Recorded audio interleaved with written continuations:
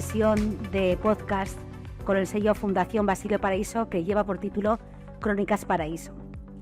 Y precisamente Crónicas Paraíso es también el nombre que identifica las publicaciones impulsadas por nuestra fundación, en la que expertos y profesionales, especialmente de la economía, nos dan su visión sobre los principales foros internacionales de carácter económico. Porque el propósito de la Fundación Basilio Paraíso es elevar la mirada sobre lo que acontece en el exterior a nivel económico y cómo las nuevas tendencias impactan en nuestro territorio. Tenemos el placer, el honor de contar con el autor del último informe de las Crónicas Paraíso, recién acaba de salir de la imprenta, y cuyo autor es Francisco Serrano Gil de Albornoz, a la sazón presidente de Ibercaja Banco y miembro de honor de nuestro patronato. Así que muchísimas gracias, presidente, por estar aquí. Muchísimas gracias a vosotros, Merche, es un verdadero placer, un honor. Y bueno, estrenar este podcast, pues para mí me hace mucha ilusión.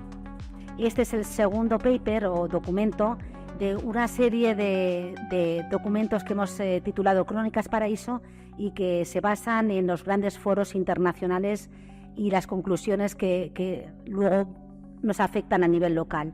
El primero fue sobre el foro de Davos, y cuyo autor fue Vicente Salas, al que también todos conocemos porque además de ser un prestigiosísimo economista es también patrono de la Fundación, y él hacía una reflexión sobre la palabra confianza como la clave para el crecimiento económico global. Y en este segundo foro, que es el que da título o da la base para su reflexión, que es la reunión del G7, hay una serie de conclusiones en las que me gustaría saber para usted cuál es esa palabra clave o esa frase que engloba todas estas propuestas que se hacen. No es nada fácil resumir en una sola palabra las extensas conclusiones que hace en Apulia el G7. Pero si tuviéramos que elegir una, yo me quedo con la palabra compromiso, ¿no? Al igual que Vicente eligió la palabra confianza, yo creo que la palabra compromiso. ¿Por qué? Pues yo creo que en un doble sentido. Por una parte, los líderes del G7 hacen una ratificación irrevocable de su compromiso en seguir apostando por los principios democráticos, por el Estado de Derecho, por la Carta de las Naciones Unidas de los Derechos Humanos, por el progreso económico y social y, sobre todo, por la resolución pacífica a través de la cooperación internacional de los conflictos entre las naciones. Y yo creo que es una declaración muy importante en un momento de tensiones geopolíticas como estamos viviendo. Pero también compromiso porque los líderes del G7 se comprometen a invertir una importante cantidad de dinero, y con esto unimos a lo que decía Vicente Salas en el resumen, el magnífico resumen que hizo del foro de Davos. En el foro de Davos los líderes eran conscientes de que el primer factor que limita el crecimiento económico mundial es precisamente la incertidumbre geopolítica. Y allí hacían un llamamiento que reflejaba muy bien Vicente a un respaldarazo, a respaldar la confianza en la economía.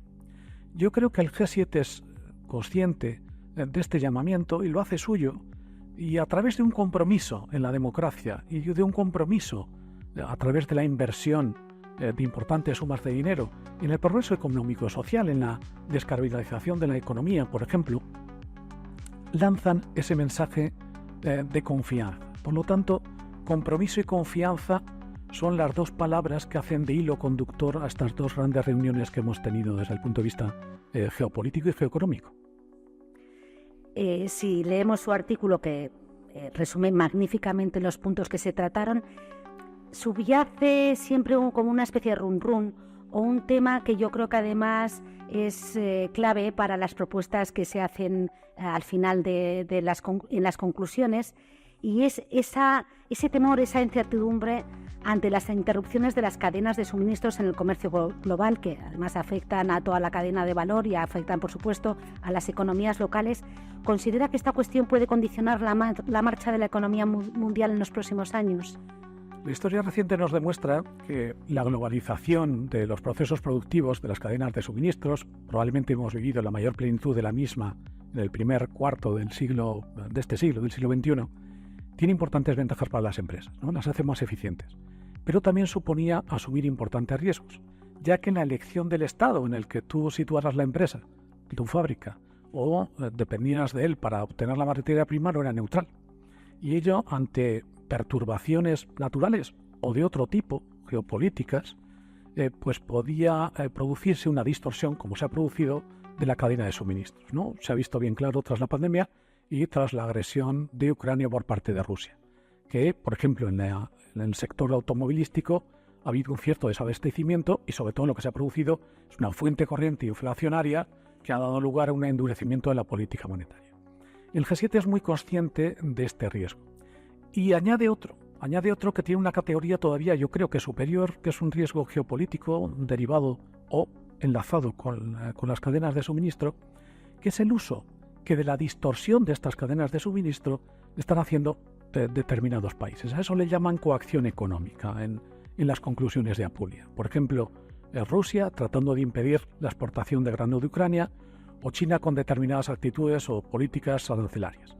El G7 llama la atención sobre estos extremos, trata de establecer medidas incluso coercitivas, aumentando las sanciones, para tratar de garantizar que haya un adecuado funcionamiento de la cadena de suministros y, por lo tanto, digamos que es un hilo conductor a lo largo de todas sus conclusiones.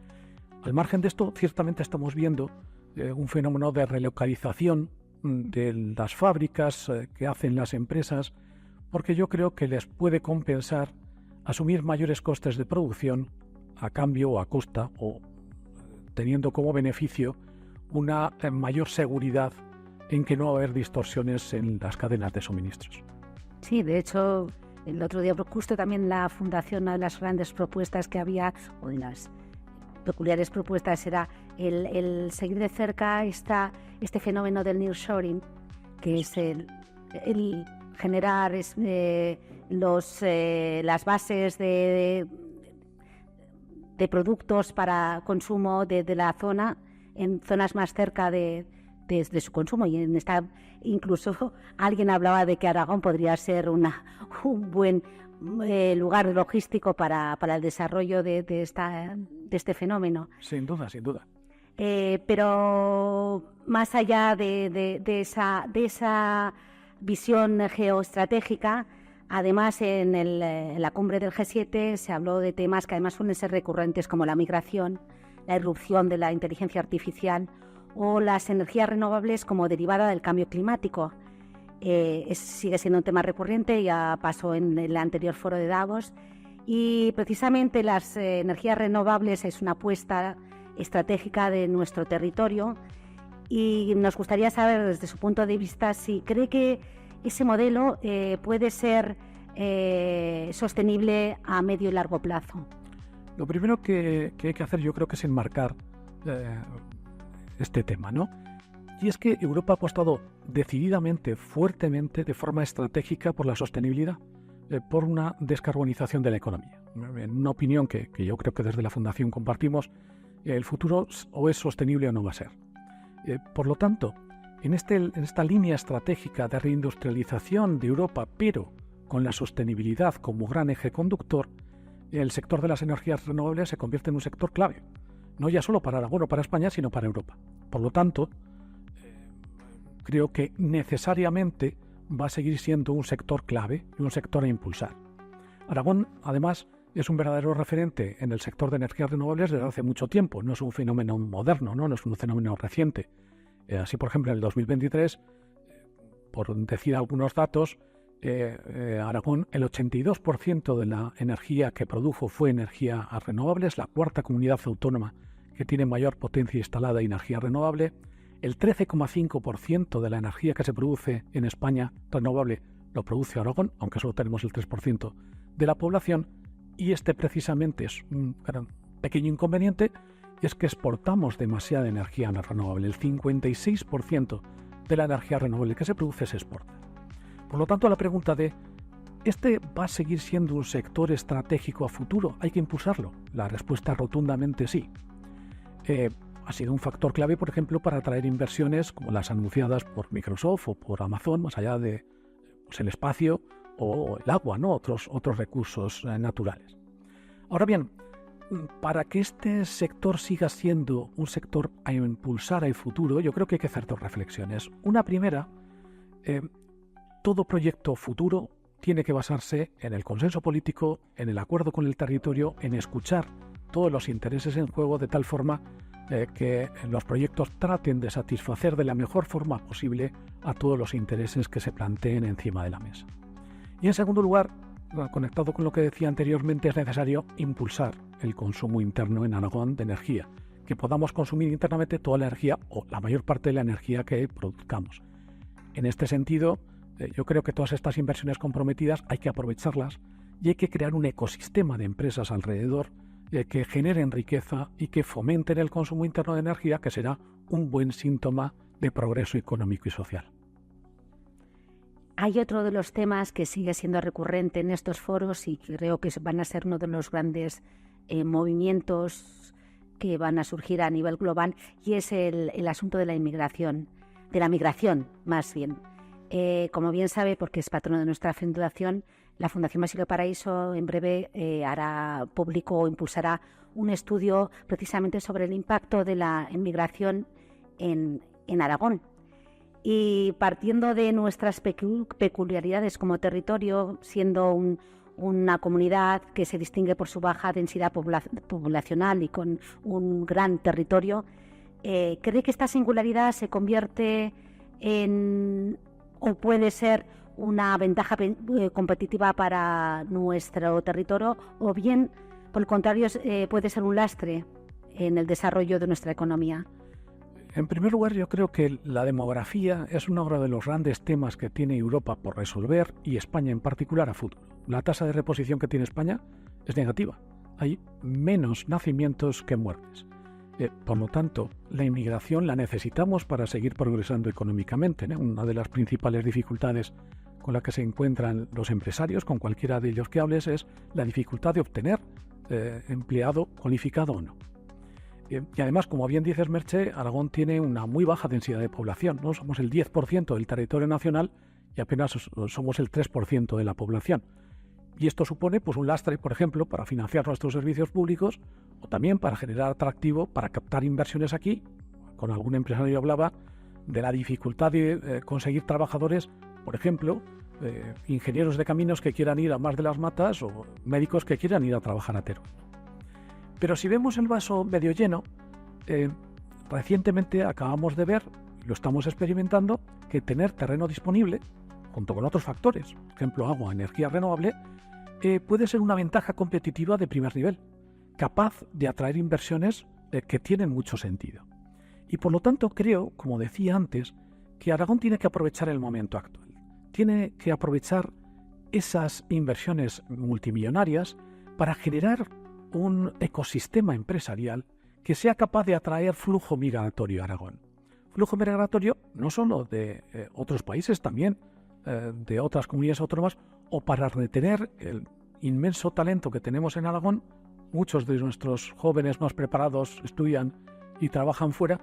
Retengamos ese talento, hagamos que haya proyectos atractivos que puedan desarrollar su proyecto vital y profesional aquí.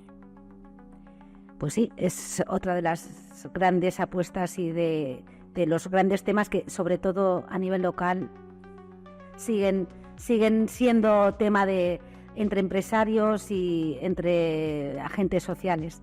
Pero vamos a volver, y para terminar, porque la idea de estos podcasts es que sean breves, ricos en contenido y dinámicos, pero por eso querría que volviéramos a la fotografía de Italia, de la reunión del G7 en el mes de junio, en la que estaban los 7, se supone, países de Occidente más ricos y acompañados de otros invitados. Y sin embargo, en esa fotografía nos damos cuenta que hay como lo que se suele llamar patos cojos, varios patos cojos, es decir, estaba el primer ministro inglés, que yo creo que en breve se somete a unas elecciones y con un pronóstico de lo más inestable.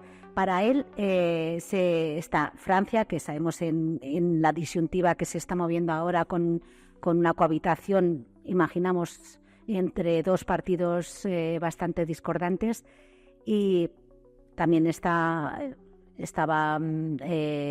Joe Biden, que sabemos el momento que está viviendo, y además de toda esa circunstancia si reflexionábamos sobre estos foros, no solo el del G7, sino otros de este tipo de occidentales, nos damos cuenta que las propuestas que se hacen parten de un bloque económico, comercial, bastante sólido, pero no sé hasta qué punto sus propuestas son válidas si no se cuentan con otros competidores o con el otro bloque en el que podemos identificar, pues eso, antes lo estaba usted diciendo, China, India, Rusia. ¿Cree que las propuestas que se hacen de estos foros son válidas? Pues como decía antes, yo creo que los analistas, los principales expertos en materia de geopolítica y geoestrategia vienen advirtiendo desde hace ya algún tiempo que estamos ante un cambio de paradigma, estamos ante un cambio de era. El orden mundial que hemos conocido hasta hace pocos años se ha quebrado. En Occidente se observa, tanto a nivel individual de cada uno de los estados como a nivel colectivo, ¿no? En organizaciones supranacionales, una gran volatilidad, no hay una estabilidad. Has mencionado, ¿no? Las elecciones francesas, inglesas, introducen esa volatilidad del momento. Y además se observa en Occidente pues rasgos comunes, ¿no? En los estados, pues una fragmentación del arco parlamentario, una polarización, un surgimiento a ambos lados del arco ideológico de partidos populistas con ciertos tintes autocráticos. Una característica también muy de nuestros tiempos es lo efímero que son los liderazgos a nivel estatal o a nivel europeo. Yo creo que hay muchas causas que explican la situación, ¿no? A mí me gusta mucho citar siempre al gran sociólogo aragonés Víctor Lapuente, tiene un fantástico libro muy pedagógico, Decálogo de un buen ciudadano, que explica muy bien cuáles son las causas por las que estamos en esta situación. Causas que además yo creo que se exacerbaron tras la crisis financiera del 2008-2012 porque produjo dos grandes cosas. Por una parte, pues una paulatina reducción de las clases medias y por otra parte un incremento de la brecha de desigualdad que se empieza a observar ya en empleo, en renta, etcétera, ¿no? Y esto ha dado lugar a que haya una corriente de estudiosos, podemos citar a Antón Costas, Ana de la Rica, o por ejemplo lo que está haciendo el Instituto de Empresa a través del Centro para la Gobernanza del Cambio, que ponen de manifiesto que el contrato social que tenemos no nos vale, que las circunstancias son otras, que se está produciendo continuamente una disrupción tecnológica que está cambiando la forma que teníamos de relacionarnos, ¿no? Y por lo tanto hay corrientes de opinión y yo la verdad es que me adhiero a ellas y la Fundación creo que podemos tener ahí un buen tema de estudio de que es necesario rehacer el contrato social, elaborar un nuevo contrato social que permita, por una parte, reducir la brecha de desigualdad y, por otra parte, hacer que sea menos convulsa la sociedad y, por lo tanto, que haya más estabilidad institucional. Y ello se tiene que basar en el pacto, en los acuerdos, en la centralidad no como espacio político, sino como lugar de convivencia en el que los oponentes pueden sentar a hablar y a llegar a acuerdos, ¿no? Y es un poco lo que propone el G7. Y yo creo que en ese sentido, y respondiendo al final a tu pregunta, yo creo que las propuestas son válidas siempre y cuando pueda haber foros de entendimiento. Y eso ahora en el mundo cuesta, pero es necesario que haya foros de entendimiento, sitios en donde los oponentes se puedan sentar, hablar y llegar a acuerdos, porque las cosas no se solucionan con guerras, se solucionan con acuerdos y con conversaciones. Bueno, pues estas eran las preguntas y este es el ejemplo de debate que nos gustaría que fuera el tono de la Fundación Basilio Paraíso y además de la mano de alguien que además de ser presidente de Ibercaja tiene un pozo intelectual y una visión muy, muy global de lo que nos está ocurriendo. Así que no puedo más que agradecerle que haya sido nuestro primer invitado. Muchísimas gracias, presidente. Muchísimas gracias a vosotros, es un placer y me tenéis a vuestra disposición para lo que queráis. Muchas gracias. Y bueno, ya saben, esto ha sido simplemente un pie en el agua de todo lo que viene en esta publicación que algunos van a poder recibir en papel y si no, todos los demás pueden acceder a través de nuestra web basilioparaíso.com, en la que podrán descargarse tanto estas crónicas Paraíso como la reflexión del foro de Davos.